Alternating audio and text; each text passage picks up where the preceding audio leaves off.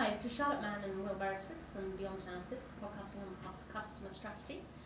Today we're going to talk about some of the common myths and challenges that we come across when talking to clients about using their customer data.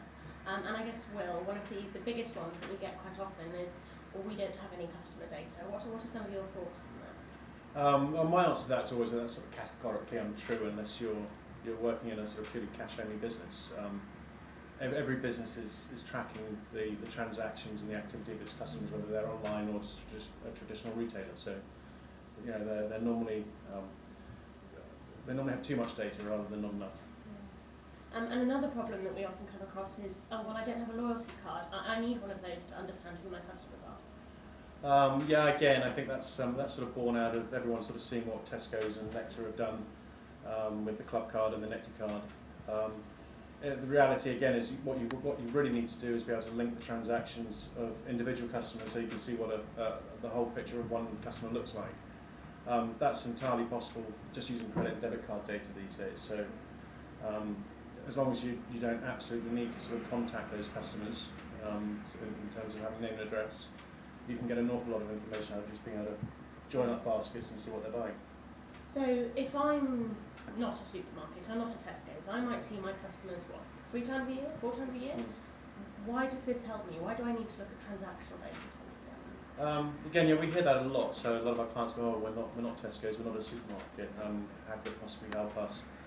My argument back to that is that even more so you need to understand who your customers are. They're coming in much less frequently. So the opportunity cost of not getting it right when they come in store, so not having the right products or products at the right price, essentially not meeting the needs that you know they've probably got, or you would know that they've got if you understood them better through what they were buying historically.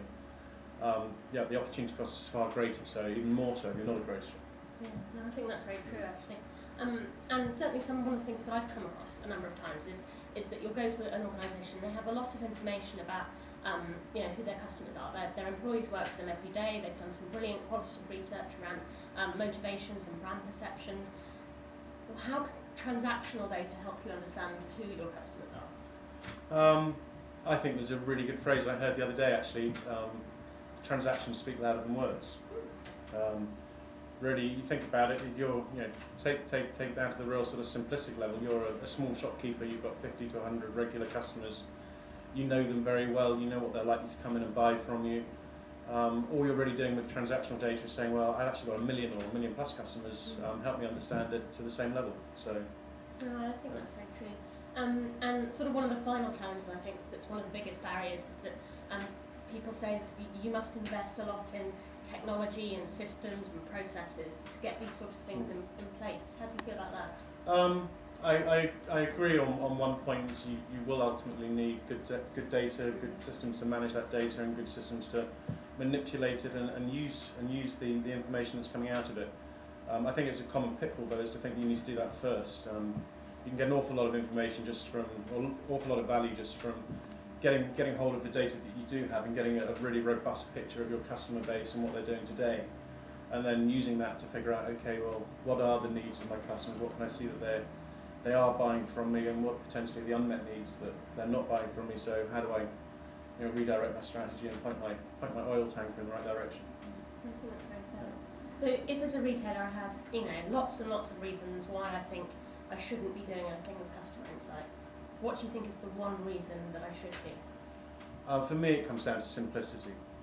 Essentially, all you're doing, transaction data, is helping you really understand the needs of your customers, which needs you're serving, which needs your company's not serving, and it simplifies down that challenge into, you know, putting it into identifiable, digestible chunks of information that you can then actually action and do something with. So it makes it simpler, it makes life a lot easier.